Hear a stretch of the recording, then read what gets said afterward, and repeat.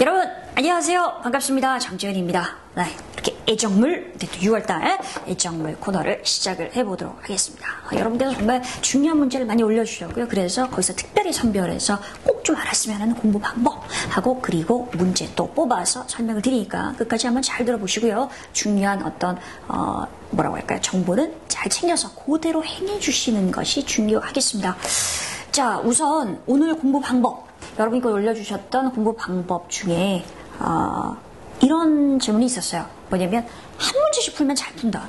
잘 푸는데 그런데 실전으로 풀면 많이 못 푼다 라고 얘기를 하셨는데, 바로 토익 졸업하자님께서 이렇게 질문하시기를, 선생님 파트 5하고 6를 10개 이상 틀리는 사람은 문제가 뭘까요? 그래서 제가 아니 포인트를 모르니까 틀리죠 라고 대답을 하려고 했더니, 근데 밑에 뭐라고 했냐면 아유통 문제를 거의 다 맞는다. 근데 아시죠? 아유통 문제는 제가 왜 아침마다 트위터에 올려드리는 그 문제는 솔직히 난이도가 그렇게 낮지 않아요. 유형 정리를 제가 한 상태에서 높은 문제는 따로 있고 그 문제들을 뽑아서 일부러 올리고 있는 상황이기 때문에 그 문제를 다 맞춘다고 한다면 몰라서 틀리는 건 아니라는 거거든요. 네, 그래서 이분에게, 또 이분과 비슷한 고민을 하시는 분에게 저는 분명히 말씀드립니다. 한 문제씩 푸는 거하고 뭉쳐서 푸는 것이 그렇게 다르지 않을 것 같죠. 어차피 똑같은 포인트를 가지고 문제를 푸는 거니까. 하지만 되게 달라요. 우리가 연속으로 문제를 풀면서 그 연속으로 푸는 문제에 대해서 적용하는 것이 달라질 수 있기 때문에, 따라서 반드시 문제는 실전처럼 뭉쳐서 풀어야 된다. 근데 이런 얘기 할 수 있겠죠. 선생님, 그런데 솔직히 매일처럼 모의고사를 풀 수 없는 거 아니냐. 50점제는 어떻게 항상 문제 양이 정해져 있는데, 그렇게 말씀하신다면 적어도 20개씩 묶어서 시간을 재고 문제를 풀어봐라. 그러면 틀리는 게 있을 거잖아요. 10개 이상 틀린다면, 그죠? 네, 그러면 20문제 중에서 몇 개, 5개 이렇게 틀린다면 틀리는 것들 반드시 오답 노트에 정리해야 된다. 그러면 어떤 부분에 내가 여러 문제를 풀게 될 때 실수하는지가 보일 거고요. 결국 하나 풀 때 안 틀리는데 여러 개 풀 때 많이 틀리시는 분들은 어떤 부분에 실수하느냐를 찾아내는 것이 포인트예요. 아셨죠? 그래서 오늘부터 당장 그걸 시작해 주시면 되겠습니다.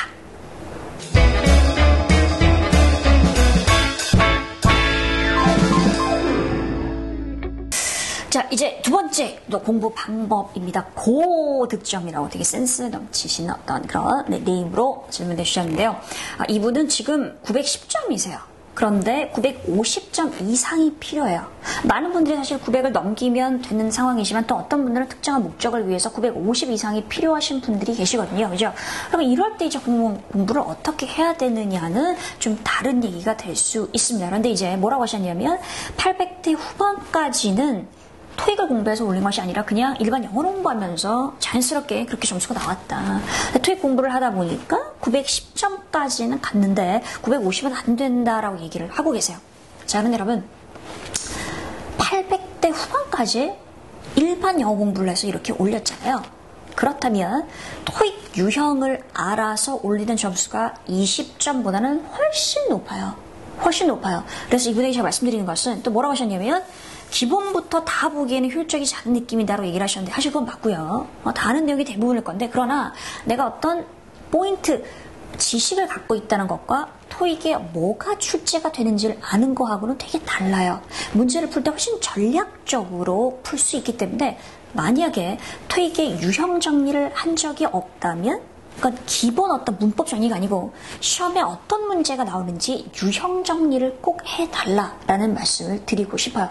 그리고 이런 분들이야말로 910점, 900 이상이신 분들이야말로, 그리고 또 예전부터 토익 공부를 해서 쭉 점수를 올린 것이 아니라 영어로 쭉 가다가 그 다음에 토익 공부를 살짝 해서 910점이 되신 분들이라면 실제 모의고사처럼 실전 문제, 토익 정말 좋은 문제죠. 그런 문제를 풀어주면서 토익에 관한 감을 익히시는 것이 정말 좋습니다. 자, 그런데요, 아니신 분들도 계실 거예요. 무슨 얘기냐면 토익 공부를 쭉 하면서 내가 원래 처음 500점이었는데 600, 700, 800, 900까지 왔는데 910점 이상은 더 이상 안 된다 하시는 분들은 또 방법이 달라요. 토익 공부로 쭉 낮은 점수부터 이렇게 올리신 분들은 토익 공부를 해서는 950을 넘길 수 없어요. 그렇기 때문에 그렇게 되시면 잠시 토익을 덮고 다른 영어 공부를 하시는 것이 좋은데, 이때 다른 영어 공부는 그래도 뭔가 토익과 비슷한 느낌의 뉴스 청취 이런 거 있죠. 그래서 뉴스 청취, 네, 리스닝 하는 거, 뉴스 청취 하시면서 받아쓰기 하시면서 말로 해보면서 이렇게 전반적인 영어 공부를 하다가 다시 돌아와서 토익 문제를 풀게 되면 뭔가 신선한 느낌으로 훨씬 감각이 살아서 950을 넘길 수 있는 상태가 됩니다. 네, 그래서 이러한 제가 답변을 드릴 수 있겠고요. 그리고 이렇게 꼭 공부를 좀 해보시고 또 저에게 트위터로 상황을 말씀해 주시면 좋을 것 같아요.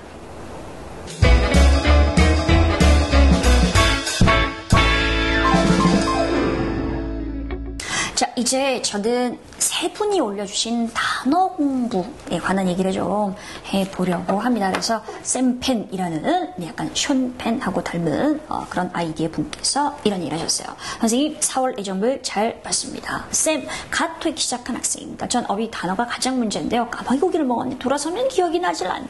갓 토익 시작한 저 같은 사람에게 맞는 좋은 단어 암기법이 없을까요? 라고 하셨는데요. 있잖아요. 단어 암기가 너무 중요하거든요. 특히 토익은 토익 단어가 따로 있고 그 단어를 모르면 헤매게 돼요. 완전히 느낌이 달라요.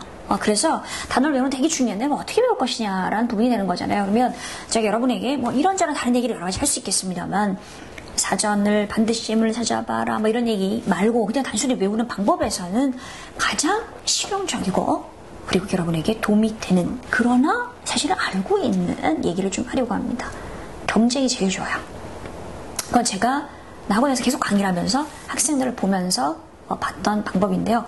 많은 분들이 혼자 단어 외우는 걸 되게 어려워합니다. 저도 힘들어요. 아니 단어 하나 외울 때마다 무슨 100원을 주는 것도 아니고 누가 500원을 주는 것도 아니고 단어 하나를 외운다고 문제를 하나가 바로 맞춰주는 어떤 보상이 없기 때문에 되게 힘들게 느껴지고 또 많잖아요. 그죠? 네, 그래서 이렇게 하는 게 좋아요. 단어 책 한 권을 무조건 잡아요. 단어책 거기 책 한 권을 잡아요. 잡아가지고 단어 외우는 시간을 정해야 돼요. 이 단어책 한 권을 내가 2개월 아니면 1개월 너무 많이 하면 안 돼요. 왜냐하면 사람의 머리 한계가 있어서 내가 100개로 이게 외우겠어 하면 100개가 다음날 되면 사라져요. 그러니까 별로 좋은 방법이 아니에요. 많이 외우려고 한다면 많이 외워서 3번 정도를 돌려야 돼요. 네, 그러니까 자 너무 많이는 하지 말고 하루에 한 50개 정도로 외우겠다고 생각을 해서 딱딱딱 짜고 그리고 혼자 짜면 안 해요. 누가 뭐라고 안 하잖아요. 그러니까 반드시 같이 외우는 사람 찾아야 돼요. 찾아가지고 경쟁을 해야 돼요. 경쟁이 좀 치사한 방법이지만 그래도 눈에 보이는 뭔가가 있어야 되기 때문에 벌금을 먹는 거예요. 벌금도 마음에 따라서 이제 마음먹은 데 따라서 시험을 맨날 보는 거예요. 서로 번갈아 가면서 이제 시험을 보고 시험에 틀릴 때마다 틀린 개수 하나당 200원, 많게는 500원까지 그렇게 하시면 안 외울 수가 없어요. 그리고 사람 마음이 정말 내가 이번에는 좀 이겨보겠어. 이런 마음이 다 생기는 것이 사람의 마음이기 때문에 저는 가장 효율적인 방법이다. 가장 빨리 맞출 수 있는 방법이다. 라고 생각합니다. 그래서 파트너를 찾으실 필요가 있겠고요. 파트너는 멀리 가지 마시고 주변에 보시면 단어 공부하는 사람, 토익 공부하는 사람 많잖아요. 그래서 해봅시다 하시면 바로 시작할 수 있을 거라고 생각합니다. 자, 그리고요. 공부법 단어 부분에서 토익도 정말 딱 가죠. 분께서 질문해 주셨습니다. 선생님, 애정모를 통해 쌤이 알려주신 방법으로 팟7 공부를 시작했습니다. 이렇게 웃는 모습이 참 마음에 들어요. 네, 잘하고 계세요. 그런데 파트 5, 6에서 문제를 풀 때 동사의 경우 어떤 목적어랑 잘 쓰는지 동사 뒤에 어떤 목적어가 나오는지 알아야 된다고 그랬는데 그럼 동사마다 목적을 따로 찾아보고 해야 되나요? 하면서 이렇게 우는 모습 찾기가 어렵다라는 얘기가 되시겠죠. 그죠? 라고 하셨어요. 그래서 영영사전에는 잘 나와 있는데 너무 많아가지고 어떻게 해야 되냐 라는 얘기를 하고 있어요. 자, 그래서 얘기할게요. 딱 잘라서 얘기하는데 동사 뒤에 뭐가 나오는지는 되게 중요해요. 그러면 다 찾아봐야 되나요? 네. 영영사전 너무 많은데요. 영영사전을 찾기 힘들다면 네이버 보세요. 네이버 보세요. 네이버에 보시면서 물론 네이버가 완벽하진 않아요. 절대로. 하지만 제가 말씀드리고 싶은 건 뭐냐면 예문을 볼 수 있잖아요. 예문을 볼 수 있잖아요. 그냥 인터넷으로 찾아서 그럼 딱 나오면 예문이 나오면 예문에는 그 동사 뒤에 뭐가 나오는지가 보이잖아요. 그죠? 그리고 선생님 사실 저는 영영사전 그 어학기가 아니라 뭐죠? 전자사전이 있기 때문에 영영사전을 치면 바로 나와요. 라고 하신다면 또 한 가지 제안드리는 것은 영영사전의 용례가 5개가 나와 있든 7개가 나와 있든 앞에 2개만 우선 보세요. 맨 앞에 나와 있는 게 제일 많이 쓰이는 거예요. 그 순서로 되어 있는 거예요. 그러니까 그 전체를 다 외우다가 영영 못 외울 거예요. 그래서 앞에 두 개만 보면서 문장 해석해보고 이런 의미로 쓰이는 거구나 라고 보시면 그게 점점 쌓이면서 문장 해석도 점점 잘 돼가면서 동사를 보는 순간 뒤에 목적어가 떠오르면서 그래서 문제가 더 빨리 풀리는 그런 걸 분명히 겪게 되실 거라고 저는 확신합니다. 네, 자, 그 다음에 이렇게 하셨어요. 귤차라는 분께서 단어를 수거 쓰임새랑 같이 외우라고 하셨는데 공부 시간이 부족할 경우에 단어집에 있는 단어 수거만 외울까요? 아니면 제가 풀었던 문제 중에서 몰랐던 단어 수거만 외우는 게 나을까요? 라고 물으셨는데요. 그냥 딱 잘라서 말씀드리면 우선 맨 처음엔 단어집에 있는 걸 다 외워야 되는 거예요. 문제를 풀면서 틀리는 걸 외우다 보면 쌓이긴 쌓이겠지만 그거는 두 번째 단계고 첫 번째 단계는 무조건 단어책 있잖아요. 단어책을 골라서 그걸 한글이 다 외우고 나면 그 상태에서 부족한 것들을 문제를 풀면 훨씬 틀리는 게 줄겠죠. 근데 그게 아니라 문제로 채우는 건 불가능합니다. 단어를 문제로 채우는 건 안 되니까 가장 먼저 단어책을 사서 말씀드렸죠. 그 방법대로 해서 딱 2개월 만에 이런 식으로 끝내주는 것이 가장 좋겠습니다.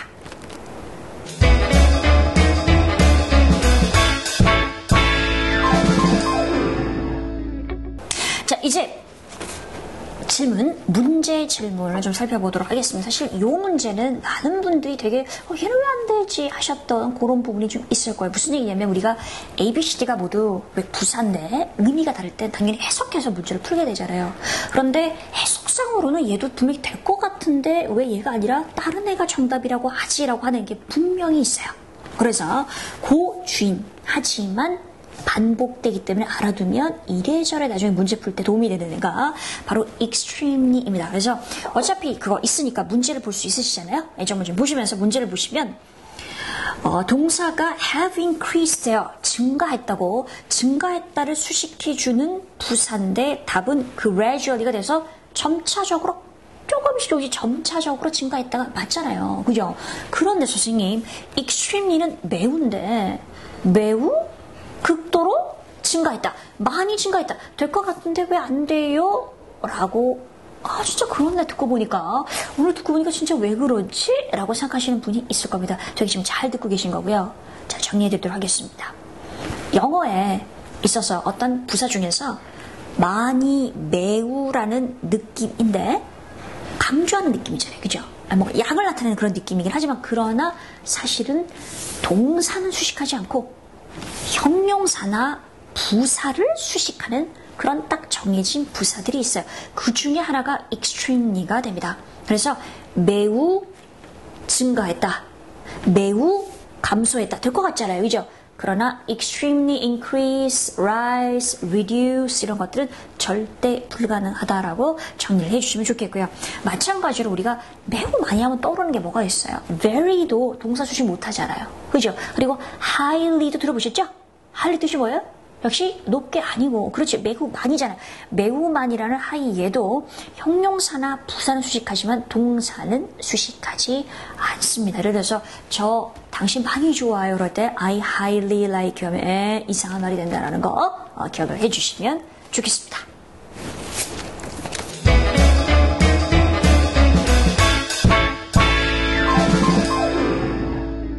자, 두 번째 행복한 하루 05학번님이신가요? 네, 분께서 질문해 주셨는데요.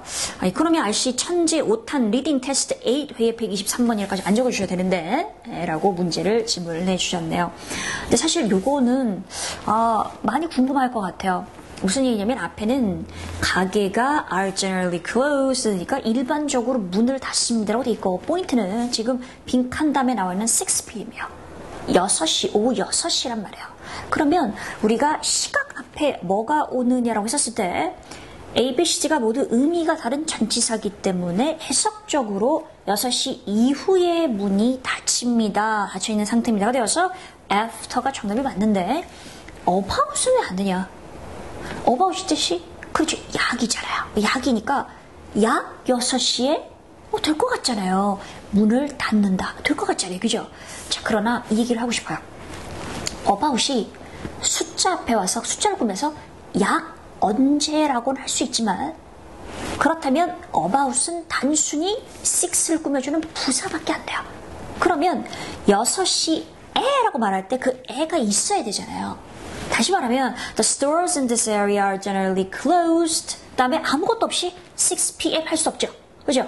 시각 앞에는 뭐가 와야 돼요? 6시 할 때 그 애가 뭐예요? 그렇죠? at이잖아요. 그래서 at이 있으면 at 다음에 at about 6 p.m. 완벽하지만 at 없이 about 6 p.m.은 안 된다라는 거예요. 이해되셨죠? 그래요. 되게 중요한 질문이고 얘기를 잘 해주셨고요. 그렇게 정리를 해주시면 되겠습니다.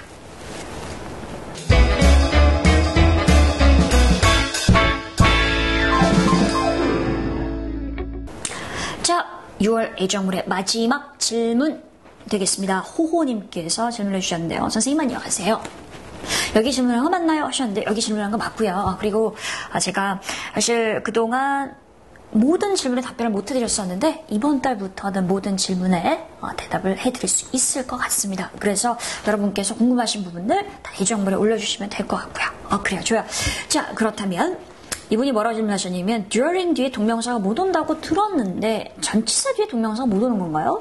아니면 그냥 during이 특징 때문에 오지 못하는 건가요? 라고 얘기하셨는데 사실은요.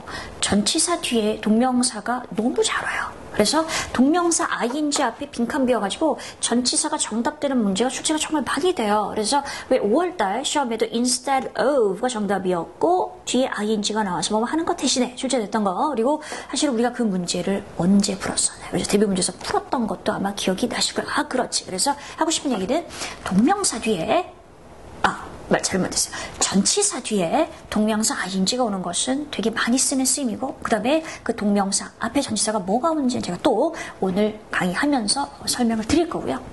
그러나 예외적으로 during 뒤에는 뭐가 오냐면 일반 명사 기간이 와요. 그래서 뭐뭐 하는 동안이라고 할 때는 while 다음에 주어 동사가 축약돼서 while ing 예를 들어서 내가 김 씨와 얘기하는 동안에 그럴 때 while talking to Mr. 김이지 during talking to 하면 틀리는 거고요. during은 during the meeting 그 회의 동안에 또 5월달에 나왔으면 during the weekend 그냥 명사죠. 주말 동안에 이렇게 쓴다라는 거 기억을 해주시면 좋겠습니다. 그래서 during 다음에 ing 나와서 뭐뭐 하는 동안에는 안 돼 기억해 주셔야 되겠어요.